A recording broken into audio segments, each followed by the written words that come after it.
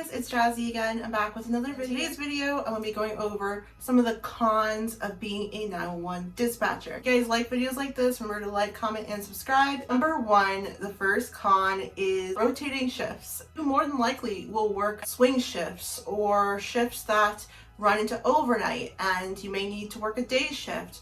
So you could be working 16 hours at a time consecutively. This is just like I wanted to mention, if you're a new dispatcher, you're really gonna have to figure out your sleep schedule and fitting in sleep when you can, because sometimes, especially if you're doing overtime, you're going to need to maybe sleep for 5 hours and then be right back at work. Number two, personalities. If you're a new dispatcher, you are going to have people who have been there for a while, and I know for me, when I got hired, they referred to it as personalities, which is the HR way of saying that there are some people there that are just rude and mean and just a little salty. They're gonna constantly look at you as a new person, and it just comes with the territory.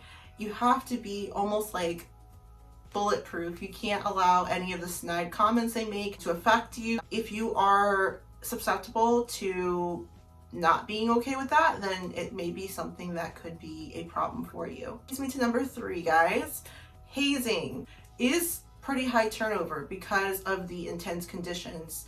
Sometimes to keep people in there, they are not always keeping the nicest, most bubbly people, unfortunately. Some of those people who are dispatchers are tough, they're mean, and in some cases, they're just completely insensitive. One day I was walking past, and I remember it because it was like so shocking to me. I was walking by, under someone's breath, I heard someone say, bitch.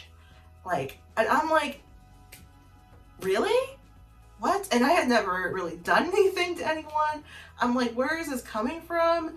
But that's some of the like snide hazing tactics that at least I experienced. And my PSAP could be like completely different from y'all's, but it can happen. It happened to me. Being in those kind of like intense situations anyways, they feel like they could talk to you any type of way. And no means, because of the nature of your job, because it's a tough position, any of that, does that greenlight people disrespecting you. Number four, working in extremely close proximity to your colleagues. That's not a bad thing. But when it comes to sickness, that can be a problem. Any type of fever, flu, especially during the winter months, can go around very easily.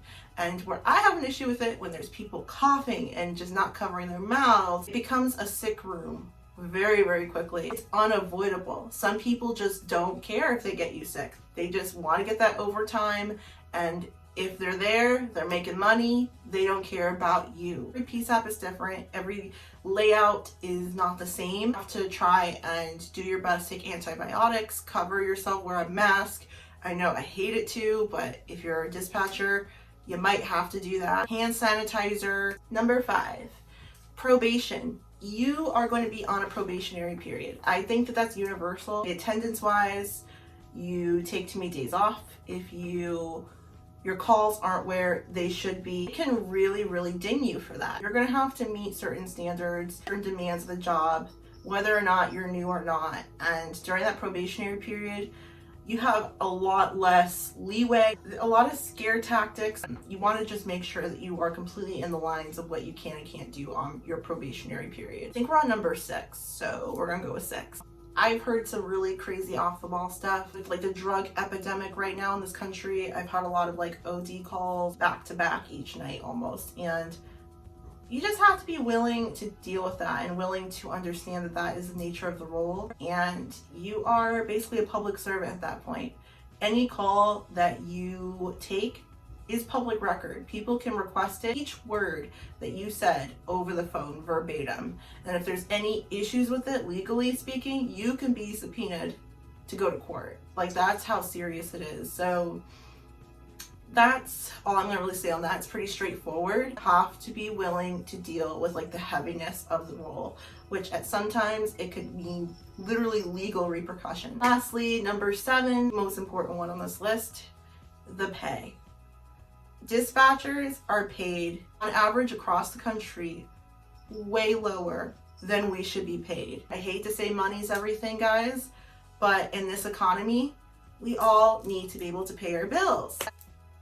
It is what it is. I think that this is just atrocious. You would think that dispatchers in this country would be paid so much more, right? And people that dispatch can be paid as low as like $18 an hour. That's horrid. During a ping trace, next minute gun call, you have an OD, because we're basically the intercepting point for EMS, fire, police, wildlife calls, biohazards. We do it all. We coordinate with all the different agencies, and it's just shocking to me.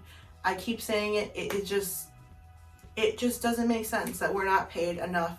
At least $60,000 plus a year. It's ridiculous. Thank you guys so much for watching today's video. Be well, be safe, and take care, guys. Bye.